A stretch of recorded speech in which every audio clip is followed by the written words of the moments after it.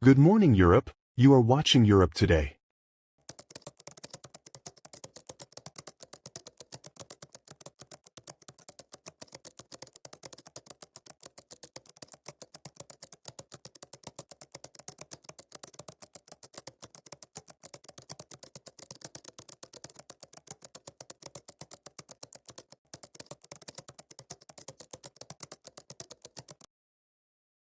Доброго дня, шановні журналісти. Today, I had two calls with President Trump, in different formats. The first call, we discussed what is very important for Ukraine, a ceasefire. These are, in principle, unconditional matters that we discussed in Istanbul and have been discussing continuously before this. Second, we talked about the readiness of the United States of America to take more serious steps, sanctions steps, and I strongly asked him to consider this and to implement them if Russia does not support a ceasefire and does not want to end this war. Third, I asked him, before his conversation with Putin, not to make decisions about Ukraine without us. For us, these are fundamental and very important things. We agreed that we would have contact again after his conversation with Putin. Now, we have just had a rather long conversation, I think more than an hour, in a different format. The format was, me and President Trump, and we connected our colleagues. President Macron, Prime Minister of Italy Giorgia Meloni, President of Finland Alexander Stubb, Chancellor of Germany Friedrich Merz, and Ursula von der Leyen, President of the European Commission. Once again, Macron, I already mentioned him, President of France Emmanuel Macron. So, we had such a conversation. The conversation was long and diverse in character. I understand that President Trump believes the most important thing is direct negotiations between Ukraine and Russia. This is his position, he demonstrated it. We talked about this at length. In summary, he believes that the Russian side will send appropriate signals about how they see a ceasefire and the next steps, their vision. For our part, I asked President Trump that if the Russian side's vision is not supported by the Ukrainian side, we would like to have the opportunity to discuss this and for the United States of America to consider it as Russia's unwillingness to end the war. Because certain difficult conditions may be proposed, but for now, these are general things, and so far I have only discussed the possibility of serious, strong sanctions. I do not yet have an answer to this question. I am just sharing with you what we talked about. I will not go into all the details of our conversation. We are considering the possibility, I think this is a positive outcome of our conversation, of another meeting of all the teams, at a high level, America, Ukraine, Russia, and European countries, the representatives of the countries I just mentioned, plus the United Kingdom. Such a meeting could take place in Turkey, the Vatican, or Switzerland.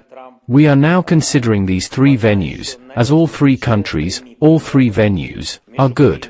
I do not want to discuss now which is more comfortable. It is not about comfort, but about who can organize this with the appropriate result after the meeting. I think we will have an answer soon. That is all I wanted to say.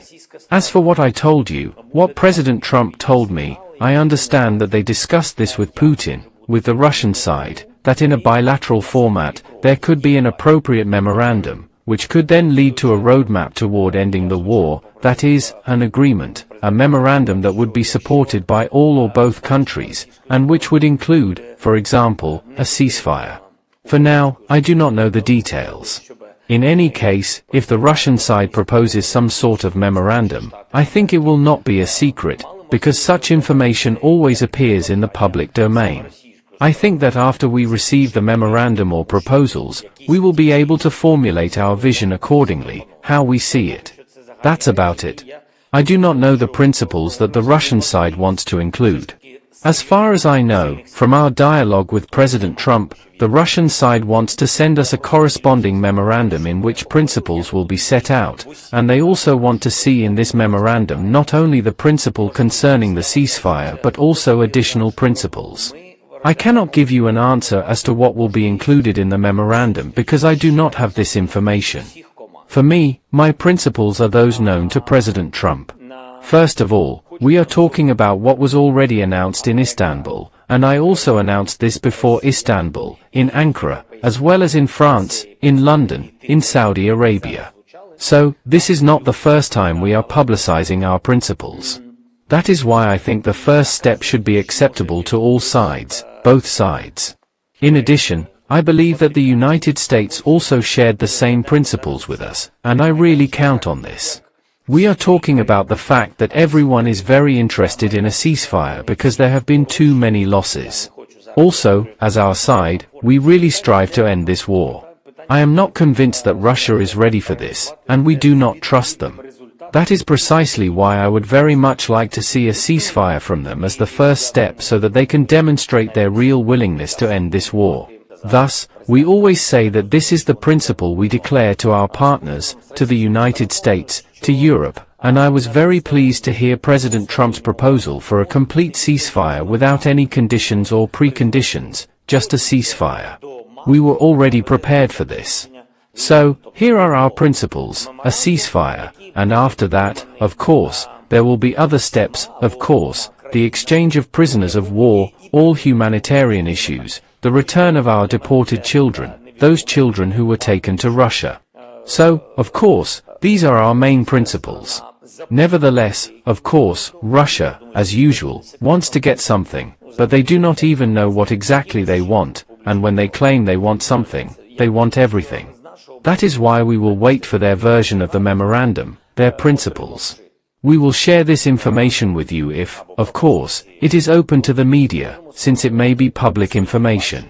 I do not know, because even the principle of their principles is unknown to me as of today. Nevertheless, we will wait. Thank you very much. The issue here is not about President Trump, with all due respect, because this is our land, our state, our army, and our independence. The question is what Ukraine can allow itself to do and what it cannot. No one will withdraw our troops from our territories. This is my constitutional duty. It is the duty of our military to defend the sovereignty and territorial integrity of Ukraine. Yes, there are temporarily occupied territories now due to the aggression of such a large country, this is clear. But there will be no ultimatums, and no one will surrender their land, their territories, their people, or their homes. I do not know what principles are in the memorandum. Probably, if, let's be honest, this is what we discussed with leaders, and I have repeatedly discussed with President Trump and his team, if Russia sets conditions to withdraw our troops from our own land, it means they do not want a ceasefire or to end the war, because they clearly understand that Ukraine will not do this. Although, as we just discussed with the President of the United States, he believes that Russia is ready for negotiations and ready for compromises, etc. I do not remember all the details, but we will see. For my part, first of all, I am very pleased that Giorgia Meloni, joined in. For me, this was very important. And I am now also considering the Vatican and analyzing all the possibilities. I think this is a very favorable platform. Of course, I do not compare it with Istanbul or Turkey, or perhaps with the platform that our Swiss friends can offer.